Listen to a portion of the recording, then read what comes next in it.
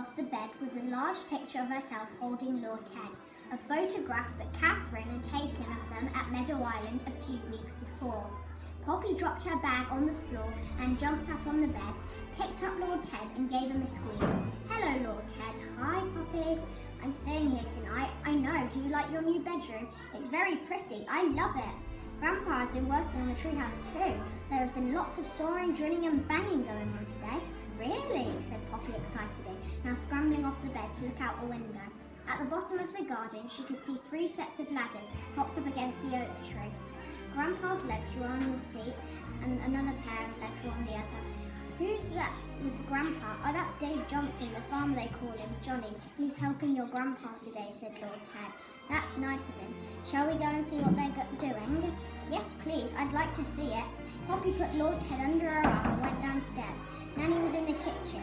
"Thank you for my new bedroom, Nanny. I love the curtains," she said, giving her Nanny a big hug. "I'm glad you like it, Poppy. I couldn't resist the poppy pattern material.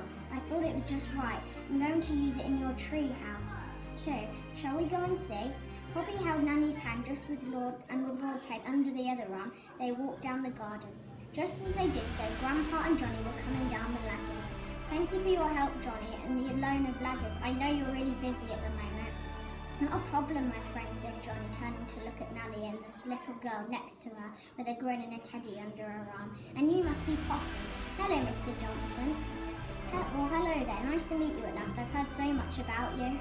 Boy was getting ever close to Poppy's 8th birthday.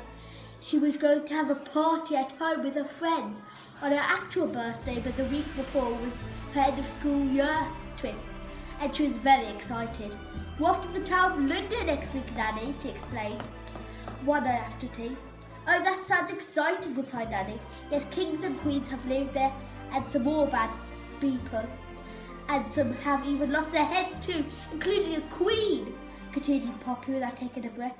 "And now ravens live there, beef eaters, and the queen keeps her jewels and her crown in the tower. Will you see those too, Grandpa?" "Yes, I think so, but I don't think I'll see the queen, even though I'd love to. She looks like a very nice lady." "I'm ever so excited. We get to go on a big coach and I'm sitting next to our best friend Sarah." "Oh, lovely," said Nanny. As it happened, both Nanny and Grandpa already knew all about Poppy's school trip, as she was to stay the night before. Grandpa and Nanny were going to take her to school that day, as they would have to leave really early, as her dad was working away.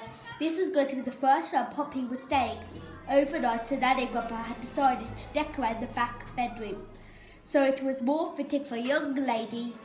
Next week came quite quickly, and Poppy arrived with her daddy and an overnight bag with all the things she needed for the school trip. Her bedroom, white curtains with red poppies all over them.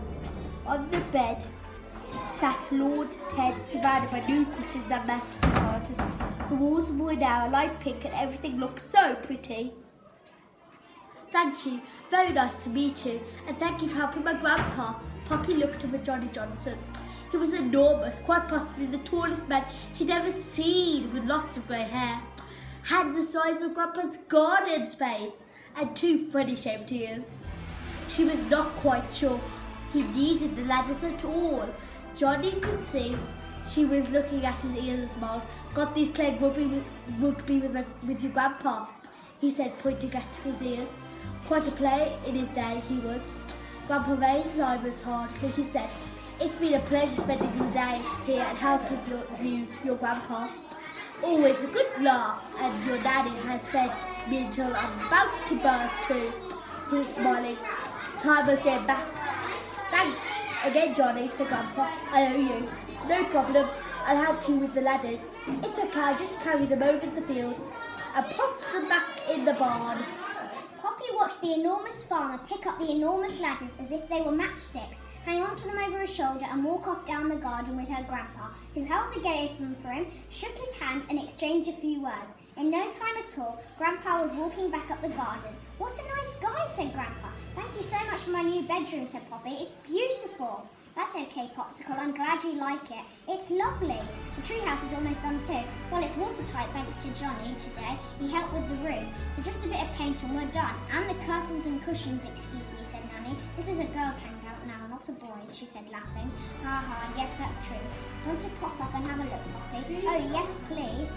Poppy, with Lord 10 under her arm, started to climb the new ladders, which were wide with flat trees and rubber grips, so easy to climb. She got to the top, which was quite high up in the branches, and looked on in amazement. We will be reading 4 pages of chapter 3. As they were finishing their tea, Poppy could see Catherine walking over towards them, sliding upstairs. Hello, you lot, she said, now smiling. Don't suppose you can help me out, can you? Of course, said Nanny. What's up? Dad's not well and he was going to mow the grass today before the masses arrived. Don't suppose you can help me out? I think we have just the team here, replied Nanny, looking at Grandpa, Poppy and Lord Ted. Yes, we're the team you need, Catherine, said Grandpa, standing up. LG, Poppy? LG, Grandpa, said Poppy, also standing to attention and grinning. Excellent, excellent. You know where everything is, said Catherine, sounding relieved. Yes, leave it with me, Poppy and Lord Ted. Thanks ever so, said Catherine, now walking back towards the shop waving. The sheds are open, she shouted. Grandpa gulped down the last of his tea and gathered up the cups and plates. We'll just take this into the kitchen, then we can get going, Poppy. Okay, said Poppy excitedly. What will you be doing, Nanny? Well, 3 things. Firstly, I'll watch you fly around on the mower, then when you're out of sight, I'll read my book. And thirdly, she'll fall asleep, Poppy, said Grandpa, laughing. I may do, said Nanny, smiling. Or I may just get the dinner ready. Come on, Poppy, let's go and mow the grass and explore the campsite at the same time. Okay, bye, Nanny. Bye, Poppy. Have fun and be careful. Poppy put Lord Ted in his backpack with his head and arms popping out of the top and made sure he was secure. Then ran to catch up with Grandpa as he was walking to the shed. This should be fun. I love driving these mowers. I'll hitch up the trailer and we collect my firewood as we go, she continued. As they got to the shed, which was bigger than any shed Poppy had ever seen before, Grandpa slid the door open. Just as he did so, a loud hissing and spitting noise made Poppy jump as 3 huge white geese came running out of the door. They were hissing and snapping as they ran past, but scared the life out of Poppy, who instinctively hid behind Grandpa's legs. Their bright orange and yellow beaks were wide open, showing their pink tongues as they hissed. Get out! Shouted Grandpa, waving his arms. Poppy was visibly shaken. The geese was so noisy and aggressive.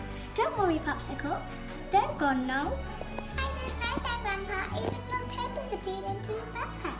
No, Lord Ted doesn't like it either. That's Ronald, Ronan, and Rebecca. They can be quite nasty, so stay well clear of them. Grandpa picked Poppy up and gave her a hug. Lord Ted got caught in the hug. Have they gone? Came a muffled voice from the backpack. Yes, they're gone now, said Poppy. As Grandpa put her down, Lord Ted popped his head out of the backpack. Grandpa checked the shed was clear and they walked in. The shed was vast and the smell hit Poppy straight away. It was a bit like Grandpa's garage. In the centre of the shed was a bright red sit-on lawn mower with two black shiny seats. Okay, Poppy, let's get you strapped in. Poppy climbed up and Grandpa secured the safety belt. Lord Ted stayed in his backpack and was looking over Poppy's shoulder.